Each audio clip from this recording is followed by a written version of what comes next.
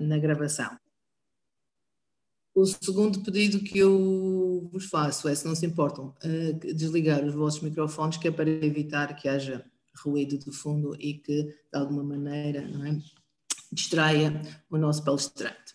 E sem mais demoras, vou então apresentar muito rapidamente o nosso caríssimo convidado, o colega Gustavo Alves, professor aqui do Instituto Superior de Engenharia do Porto, não é?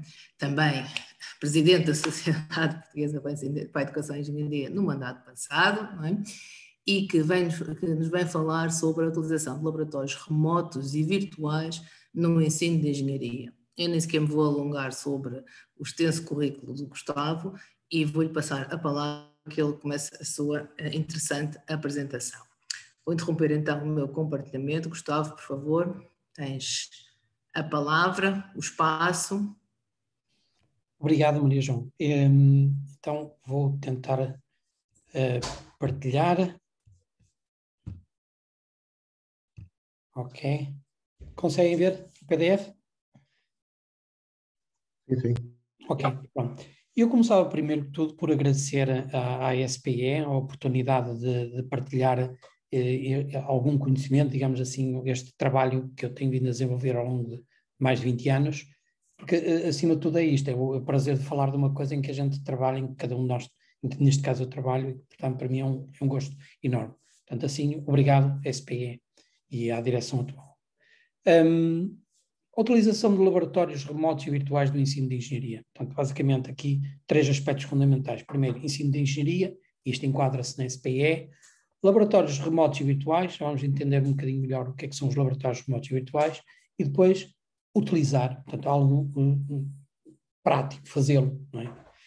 Então, sendo assim, o resumo está desta palestra, ou deste ciclo de formação, está disponível na página da SPE, foi circulado por e-mail, portanto eu não alongava muito mais, a não ser ressaltar a questão fundamental, que é o seguinte, para mim. Os laboratórios no ensino de engenharia cumprem um determinado papel. Portanto, é importante falarmos em termos daquilo que são os objetivos educacionais dos laboratórios. Quais são as competências que os alunos e as alunas adquirem nos laboratórios. Portanto, isso é fundamental. Seja utilizando laboratórios presenciais, seja utilizando laboratórios virtuais, seja utilizando laboratórios remotos, nunca se deve perder de vista qual é o objetivo que se pretende atingir. E esse objetivo vai depender claramente da disciplina ou unidade curricular no qual os laboratórios são utilizados. Ok? Portanto, há aqui claramente conhecimento que é genérico para qualquer um de nós, enquanto docente de engenharia, mas é preciso entender que cada um, dentro da sua área científica, saberá, melhor do que os outros, dizer, para mim, este experimento permite que o aluno ou a aluna adquira esta competência. Portanto, isto é fundamental, ok? Portanto, uma coisa é a ferramenta, outra coisa é o objetivo em si. Tá? Sendo assim, 3 objetivos para esta apresentação. O primeiro objetivo é entender como é que os laboratórios remotos contribuem para melhorar o ensino e aprendizagem em engenharia. Portanto, este é um dos primeiros objetivos para esta apresentação. O segundo objetivo é entender como os laboratórios remotos e virtuais contribuem para permitem realizar experimentos na área da eletricidade. E aqui entraria um pouco dentro da minha área científica, da minha área disciplinar. E um terceiro objetivo é como é que os laboratórios remotos e virtuais permitem aos alunos fazerem mais experimentos de uma forma sustentável. Ok? Portanto, 3 objetivos para esta apresentação. Nós iremos revisitar cada um destes objetivos no final para ver se pelo menos conseguimos entender em conjunto como é que os laboratórios remotos e virtuais permitem então fazer mais experimentos de forma sustentável, como é que se podem fazer experimentos na área da eletricidade com laboratórios remotos e virtuais e como é que se podem utilizar laboratórios remotos e virtuais para melhorar o processo de ensino e aprendizagem em engenharia. 3 objetivos. Okay?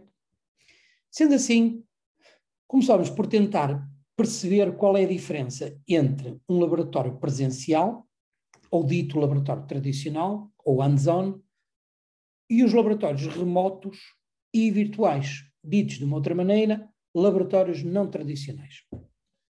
Se nós combinarmos dois tipos de critérios, que são o tipo de acesso e a natureza daquilo a que estamos a aceder, dentro de cada um destes critérios, no tipo de acesso local e remoto, na natureza, acedermos a algo que é real, físico, que está do outro lado da internet, ou um modelo computacional, um modelo matemático. E nessa altura a natureza é simulada.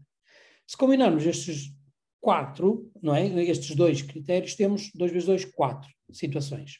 Portanto, se eu estiver num determinado local a mexer em coisas reais, então eu estou num laboratório tradicional, hands-on.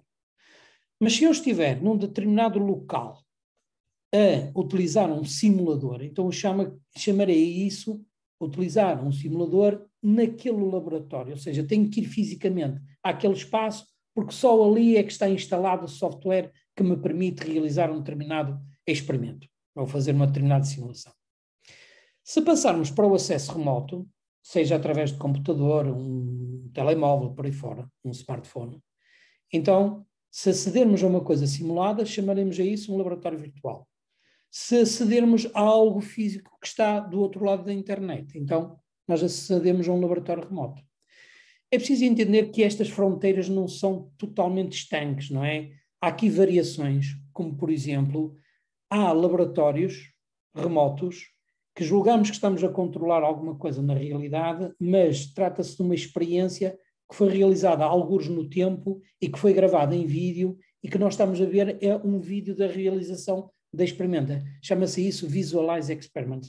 Portanto, há aqui várias combinações, mas que não desvirtuam aquilo que é este modelo muito simplista para a classificação de laboratórios remotos, virtuais e presenciais. Então, vejamos o seguinte, se nós olharmos para as primeiras escolas de engenharia, mais ou menos no início do século, no final do século, portanto, 1700 e tal, final do século XVIII, vamos ver que, basicamente, existiam 2 ambientes. Cálculo, os engenheiros teriam que saber fazer cálculos, utilizando modelos matemáticos da natureza, e teriam que saber ir para o laboratório e fazer experimentos, fazer medições, por aí fora. Portanto, este modelo com dois ambientes, hands-on e cálculo, perdurou durante muito tempo até basicamente começar a aparecer o computador individual e os computadores, não é? Mais ou menos na década de 50, 60, por aí fora. O aparecimento do computador levou ao aparecimento de 2 tipos de laboratórios distintos, o laboratório remoto e o virtual. O laboratório virtual, no sentido de que o computador permite muito rapidamente fazer cálculos matemáticos e, portanto, permite-nos recriar um determinado experimento correndo um determinado código. O laboratório remoto, no sentido que os computadores começaram a ser interligados entre si, à rede, interligados a outros tipos de equipamentos, como, sei lá, multímetros, máquinas, por aí fora, e, portanto, se eu acedo remotamente a um computador, se esse computador controla uma determinada máquina, então remotamente eu consigo controlar essa máquina. E, portanto, todo este modelo de formação enriqueceu. Portanto, o docente agora tem que ter competências não só para ensinar os alunos a fazer cálculo, ir para o laboratório e os alunos adquirirem determinadas competências experimentais em termos daquilo que é um laboratório físico, não é? Real, mas também poderem aceder a laboratórios ou experimentos de uma forma virtual, não é? Ou realizá-los remotamente. Qual é o melhor tipo de ambiente? De que forma é que se deve utilizar primeiro o ambiente A, o ambiente B, o ambiente C, por aí fora? Isso tudo tem a ver com aquilo que é o plano curricular de uma determinada unidade curricular. Portanto, estamos na esfera das competências de cada um dos responsáveis da disciplina definir de que maneira é que podemos utilizar estes 4 ambientes para permitir que os alunos aprendam mais e melhor. Uma coisa fundamental para isto é entender, então, as tais competências ou objetivos educacionais que são propostos para os laboratórios. Este trabalho do Feisal Rosa, que é de 2005, é um artigo seminal, no sentido que já tem mais de 1000 e tal citações, propõe um conjunto de 13 objetivos educacionais. Não vou lê-los todos, vou apenas, por exemplo, exemplificar aqui o objetivo 3. Experimentar. Idealizar uma aproximação experimental, especificando equipamentos, fazer medições, interpretar resultados, por aí fora. Isto é um dos objetivos. Reparem que estes objetivos, em determinados momentos, dizem assim, ok, é possível cumprir este objetivo num laboratório tradicional, é possível cumprir num laboratório remoto, mas num laboratório simulado ou virtual, não. Portanto, cria-se aqui uma espécie de matriz em que nós temos, de um lado, os diferentes tipos de laboratório e, do outro, os determinados objetivos educacionais, e depois esta matriz deve ser completada para cada unidade curricular, tendo em atenção cada um dos experimentos que integram o plano curricular dessa unidade. Ok? E isto será diferente para uma disciplina de engenharia química, para uma disciplina de engenharia mecânica, para uma disciplina de engenharia elétrica, por aí fora. Portanto, é preciso ver que os laboratórios remotos e virtuais são uma ferramenta, mas que depois são utilizadas de forma diferente consoante a área científica. Muito bem. É claro que a utilização de vários ambientes leva a planear muito bem, em termos de unidade curricular, o que é que nós queremos fazer. Ou seja, que recursos vamos utilizar. Se nós utilizarmos vários recursos, é preciso dar tempo aos alunos para aprenderem a utilizar esse recurso. Não faz sentido sugerir um determinado recurso se depois o docente não o considerar, por exemplo, em termos de avaliação. Ok? É preciso verificar também a questão de estilos de aprendizagem e métodos de ensino, diversidade, feedback constante. Reparem que o Covid, esta situação toda da pandemia, veio-nos mostrar que, de repente, passou-se da situação A para a situação B sem haver qualquer tipo de planeamento. Foi o urgente à frente do importante, não é? E, portanto, se nós utilizarmos ambientes laboratoriais, virtuais, remotos e presenciais, é possível fazer, digamos assim, balanceamentos do nível de utilização consoante a situação que nós estamos a viver. E, portanto, temos uma estrutura mais flexível para nos adaptarmos a diferentes tipos de situações. Ok? Portanto, acima de tudo, este é um trabalho individual de cada responsável de unidade curricular. Em vários aspectos, trabalho colaborativo, enfim, por aí fora. Aquilo que eu queria fazer agora era passar para o segundo objetivo, que era, ok, já percebi que há laboratórios remotos e virtuais, que estes podem ser utilizados num contexto de uma determinada unidade. O que eu vou fazer agora é uma simples experiência na área da eletricidade e, neste caso, ok, explicar que o objetivo educacional é perceber de que forma as lâmpadas, que são resistências elétricas, se comportam perante diferentes tipos de tensões, sendo que a lâmpada tem um comportamento interessante porque é uma resistência que depende da temperatura. Portanto, à medida que nós aplicamos mais tensão, corre mais corrente, mais dissipação de calor, a resistência aumenta, por aí fora, ok?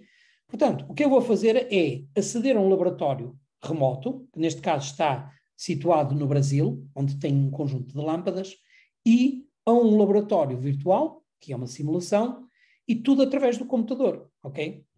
Portanto, vou, neste momento, passar para aqui e vou mostrar o laboratório remoto dos meus colegas da Universidade Federal de Santa Catarina, no Brasil, do RexLab.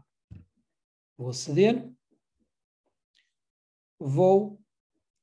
Reparem, há aqui diferentes tipos de configurações. Eu tenho 3 lâmpadas em paralelo que podem depois ligar a uma lâmpada em série ou a 2 lâmpadas em série. Eu vou fazer a primeira combinação, portanto, vou ligar S2, vou ligar aqui este interruptor de baixo, vou ligar o S1 e depois vou fechar o circuito através da lâmpada de cima. Uma das perguntas que eu faria aos alunos era perguntar qual é a lâmpada ou as lâmpadas que vão brilhar mais, tendo primeiro explicado um pouco, através de cálculos, o que é que poderia acontecer. E o que nós vemos aqui é a resposta da natureza.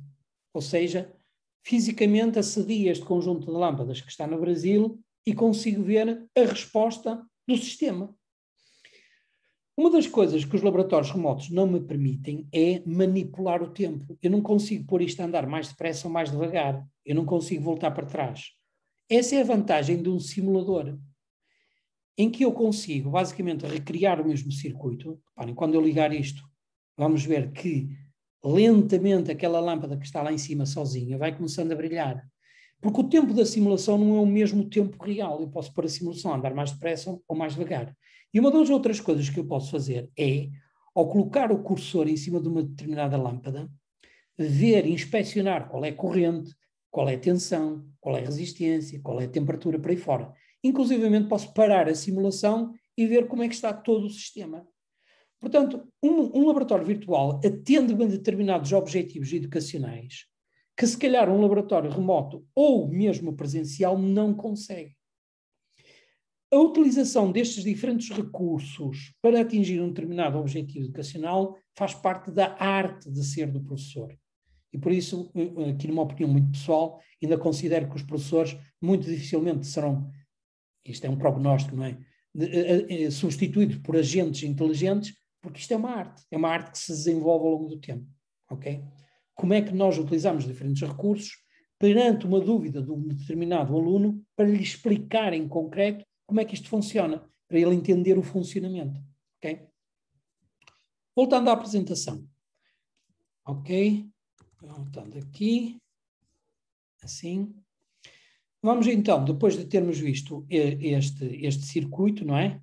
Podemos fazer também, aqui tem uns objetivos, podemos fazer mais experimentos, ok? E agora vou utilizar um outro laboratório remoto que basicamente replica uma bancada de um laboratório para circuitos elétricos em qualquer parte do mundo.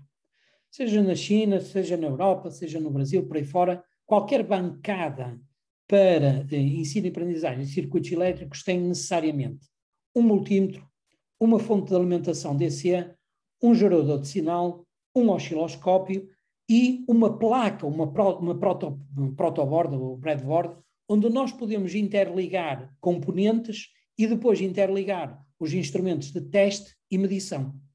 E isto é igual em qualquer parte do mundo, ok? Bem, este laboratório remoto em particular foi desenvolvido por um colega chamado Ingvar Gustafsson, que faleceu em 2017, e que basicamente, se nós formos ver aquela primeira frase do Max Planck, que está até no resumo desta apresentação, uma experiência, um diálogo com a natureza, ele basicamente pensou na seguinte maneira: é possível fazer esse diálogo não só num laboratório presencial, como também num laboratório remoto. E foi essa, digamos assim, a motivação que o levou a desenvolver este laboratório. Basicamente, o que é que nós temos? Temos, então, um conjunto de instrumentos que estão aqui indicados na figura do lado direito em baixo, um osciloscópio, um gerador de funções, um multímetro e uma fonte DC, e que são acessíveis através da internet. É um sistema PXI que é acessível. E, em cima desse sistema, tem um conjunto de cartas que funcionam como uma matriz, onde nós temos os diferentes componentes que podemos depois interligar. Ou seja, da mesma maneira que um aluno, num laboratório real, interligaria esses componentes numa breadboard, remotamente, esse circuito é montado através destas cartas, de maneira que o aluno, quando faz uma experiência, o faz utilizando componentes reais que estão localizados neste laboratório. Reparem, temos aqui o interface, que é o que aparece do lado do utilizador, não é? Onde nós vemos, por exemplo, a ligação de um condensador e uma resistência. Sempre que nós carregamos aqui num botão dizer fazer experimento, esses mesmos componentes que existem aqui do lado direito são interligados entre si de maneira a recriar o mesmo circuito que o aluno montou no seu interface que tem no computador. E são aplicados estímulos, é feita a experiência e os resultados são devolvidos ao aluno. Portanto, fisicamente, houve uma experiência com aqueles componentes. Pronto, o que eu vou fazer agora, este laboratório Visir está espalhado pelo mundo inteiro, ele está replicado no Brasil, na Argentina, nos Estados Unidos, na Alemanha, na Suécia, em Espanha, por aí fora. Eu tenho basicamente quase todos eles aqui abertos. Eu vou aceder, sei lá, por exemplo, aqui ao da Suécia. Podem ver aqui, neste caso, que eu tenho aqui uma resistência de 10K. Quando eu coloco o cursor, aparece-me ali o valor. E eu basicamente posso tentar medir o valor desta resistência, ou então vou buscar aqui uma outra resistência 10K, vou colocá-la aqui em paralelo, e portanto, se as leis da física e as leis da eletricidade ainda funcionarem da mesma maneira, se eu colocar duas resistências de 10K em paralelo, eu devo ler metade, ok? Porque neste caso a corrente vai se dividir pelas duas. Portanto, a oposição, digamos assim, passou para metade, a oposição à passagem da corrente. E então, se eu for aqui ao multímetro, onde tinha aqui a leitura de uma só resistência, se eu agora fizer Perform Experiment, devo ler metade mais ou menos deste valor. Ok? Diz-me que não está válido porque estou aqui há muito tempo. Deixem-me ver se ainda estou. Vou aqui, demo. Ok. Login as a guest. Vou pôr o meu e-mail. Isto para mostrar que os laboratórios também estão abertos a qualquer pessoa. Por um lado até foi bom porque assim mostro isso. Faço login. Vou aqui ao guest course. Start experimenting. Vou aqui às leis de Kirchhoff. Então vou aqui rapidamente pôr as duas resistências de 10K. Vou ligar ao multímetro. Aqui. Assim. Vamos lá ver se está bem montado. Tal. Vou aqui ao multímetro. Vou pôr em modo de ohmímetro. E vou Perform Experiment. E aqui tenho o valor do paralelo entre uma resistência 10K e outra resistência 10K. Reparem que não demorou muito tempo e que o laboratório está aberto a qualquer um. Ok? Isto é fundamental pela seguinte razão. Sempre que um professor utiliza um recurso, ele tem que ter confiança que no momento certo aquele recurso vai funcionar. Porque senão fica sempre um pouco aquela ideia de que estamos a fazer dos alunos cobaias, o que fica sempre mal. Portanto, a gente deve ter confiança no laboratório remoto que vai utilizar. Ok? Voltando à apresentação, então, já utilizamos o Visir e eu queria agora ir ao terceiro objetivo, que é ver de que maneira é que os laboratórios remotos podem contribuir para se fazer mais experimentos, de uma forma sustentável. O que nós temos aqui no lado direito deste slide, do lado esquerdo, é o horário de ocupação do laboratório de eletrónica, neste caso no Instituto Superior de Engenharia do Porto. O Instituto Superior de Engenharia do Porto dá aulas desde as 8 da manhã até às 11h30 da noite. Ok?